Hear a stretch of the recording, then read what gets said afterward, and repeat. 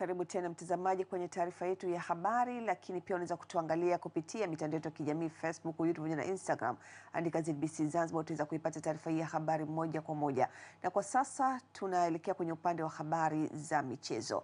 Timu ya Yanga imepindua meza katika uwanja wa Benjamin Mkapa baada ya kuibuka kidedea katika mchezo wa marudiano michuano ya klabu bingwa barani Afrika kwa kuifunga timu ya Silver Strikers goli 2-0 na kufanikiwa kutinga hatua ya makundi. Na tupate taarifa zetu kwa kwake Mohamed Sukozi. Mchezo wa klabu bingwa barani Afrika mkondo wa pili umemalizika na kushuhudia timu ya Yanga wakivuka hatua inayofuata ya makundi baada ya kuwatandika Silver Strikers kwa mabao 2-1 kwa ujumla wake, baada ya kutoka bao 1-0 kule nchini Malawi. Na hapa leo katika dimba la Benjamin Mkapa tumeshuhudia Yanga akaibuka na ushindi wa mabao 2-0. Bao la Dickson Job na bao la Pacome limetosha kabisa kuivusha Yanga katika kuelekea hatua ya makundi ya klabu bingwa barani Afrika. Mimi naamini tutachukua ubingwa. Ushindi tulitarajia kwa sababu tulicheza mechi ya kwanza tulicheza vibaya, ya pili tulitarajia tushinde vizuri.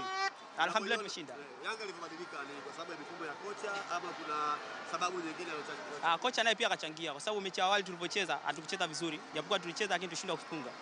Alhamdulillah mechi ya pili tumecheza, tumescore goli 2. Japokuwa mengine tulikosa lakini tumeshinda. Kwa leo nimeona mpira. Hasa first half. Watu wamepiga zile pasi ambazo tulikuwa tunazihitaji muda mrefu. Kwa hiyo kuna mabadiliko ya kocha baada ya Romain Folz na Patrick Mobedi. Ya mabadiliko yameonekana kwa sababu watu wamecheza mpira vizuri, pasi zimeonekana hadi tumepata magoli. Walichelewa kutimua kocha mapema. Sisi wapenda mpira tunajua, japokuwa mwenzetu tunamuombea mabaya kila siku. Tulitarajia yule kocha aendelee kuwepo ili waendelee kudraw. Ila sasa kimpira hiyo haileti faida. Inabidi mpinzani wako unapokuwa unampiga naye awe imara zaidi yako ili ujisifu.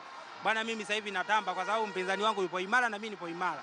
Takiwa management tukae sawa, tutengeze timu kwa sababu timu bado inakimbiza ila bado inakata upepo. Kule kuna timu kubwa za Kiarabu, kwa timu nyingine pia matata. Kama tutaenda kwa staili hii sawa, kidogo tuweza tukafaili, lakini kama tutakaa sawa, najua ni changamoto hii ya tumefukuza mwalimu juzi, mwalimu kaondoka, ila tutakaa sawa. Nimefurahi sana kwenda hatua ya makundi kwa sababu tungeishia hapa tungeumia sana. Tumesajili wachezaji wazuri msimu leo, yani dirisha la usajili kubwa lililopita tumesajili vizuri, tumeleta wachezaji wakubwa. Kwa kweli leo tungetolewa viongozi wangeumiza kichwa sana na sisi mashabiki tungeumia sana.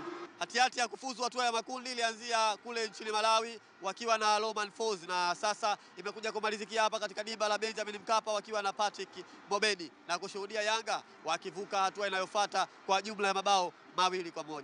Nikiripoti habari za michezo na burudani kutoka hapa dimba la Benjamin Mkapa jijini Dar es Salaam, mimi ni Mohamed Sukozi na hii ni ZBC. Timu ya Malindi imeichamba